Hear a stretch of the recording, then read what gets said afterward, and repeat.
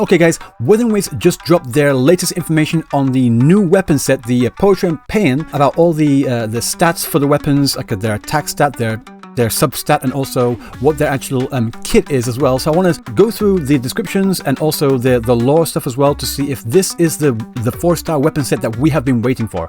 So let's get into it. So here it says, Lady Nyarla, owner of the costume and mask boutique Masked Reverie, reveals its inspiration to be drawn from various conventional plays of Laguna.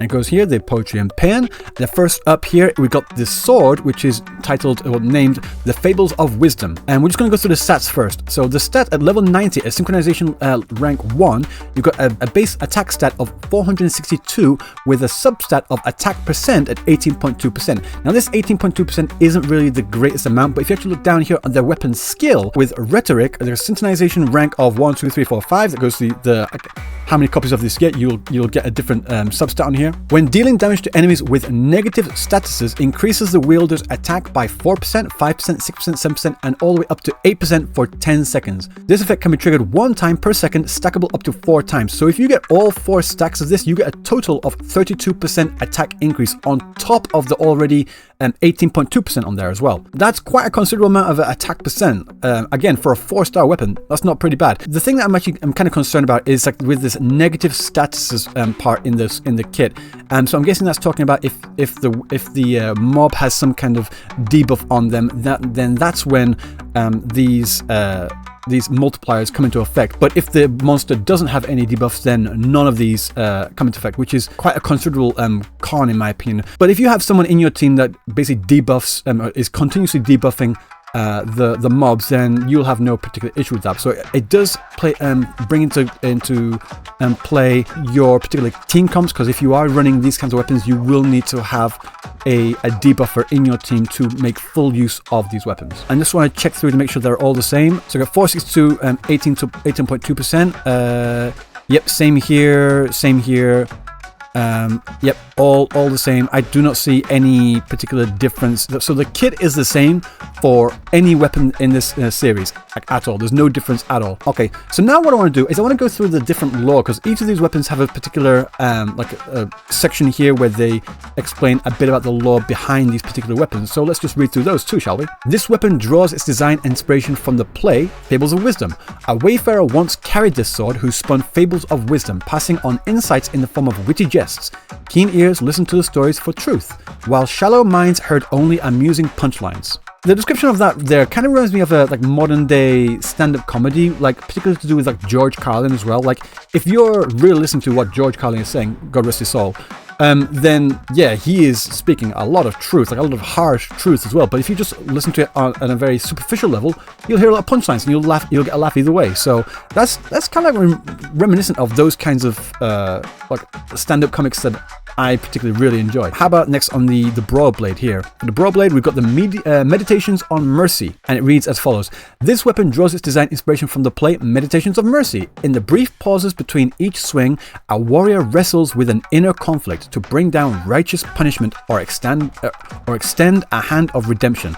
Behind every clash of steel is the struggle between wrath and mercy. Interesting. So this is more like to do with more power and strength-based type character. I mean, they're talking about the different types of plays that are being performed in Rinascita. I said in the live stream as well that I'm actually wondering if any of these plays that we're going to be looking at, or maybe all of them perhaps, who knows, if any of these plays are actually from Encore's mother, because we know that Encore's mother was a playwright in her own regard. So I'm wondering if any of these plays here are just some of hers that she wrote and that they're continuing to play out in Rinascita. I mean, I'd be interested to see if that's happening. Okay, for the pistols here, we've got Romance in Farewell. This weapon draws its design inspiration from the play Romance in Farewell. This pistol was once the symbol of the aspiration for repute, the weight of unrequited love, and the tremors of unspoken words. When the trigger is pulled and the curtain drops, it turns into a long farewell and a sign of lingering sorrow in the heart of the bereaved. So this is more like a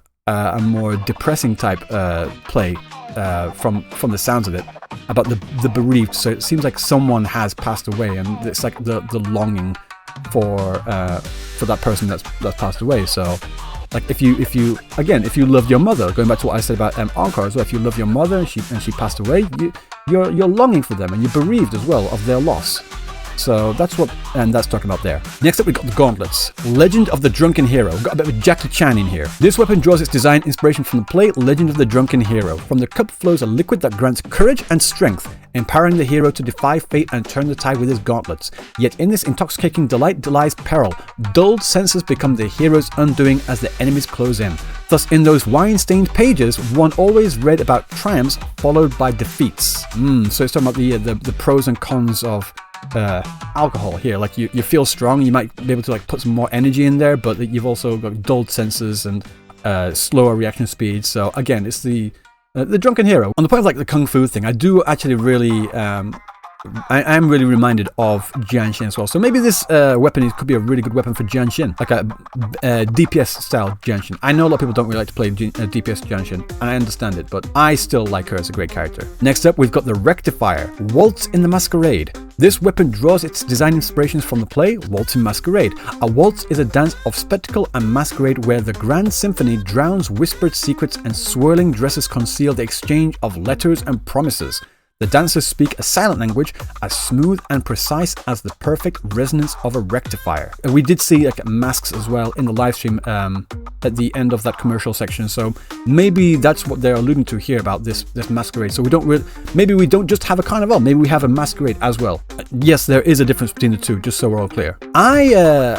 I'm not really a theory crafter. I'm not really a numbers guy. That's not what I really get into. But like looking at this base attack here and the attack percent, like I said, it's low. But if you get all these stacks here, it gets up to a total. Again, if it is stackable, if this percent here stacks on top of this 18.2%, then you should be getting somewhere around basically 50% attack percent here, which is an incredible amount on top of this pretty decent base attack as well. For a 4-star, let's just be all clear about that. I would actually be interested to see if there are like any theory crafters, like any number people out there, theory crafters that have run these numbers, and I want to see what they have to say, like if this is the weapon set that we have been waiting for, because let's be honest, a lot of the 4-star weapons in Wuthering Waves so far haven't been really the most impressive, for lack of a better term. But yeah, I mean, I do like the design. The design looks really like kind of like emeraldy, you know? I like the emerald look of this. I will say so. I don't know why this is.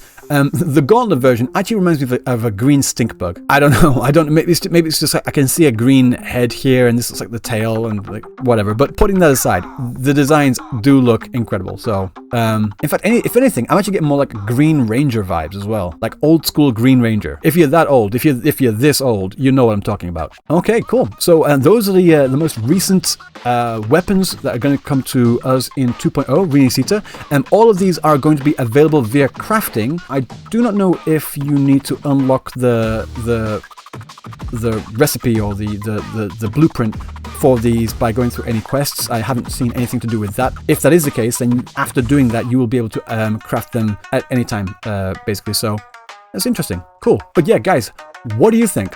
Let me know down in the comment section below. And if you like this video, don't forget to like, comment, and subscribe, because there are more videos like this coming out in the future. So until next time, I will see you in the next video. Peace.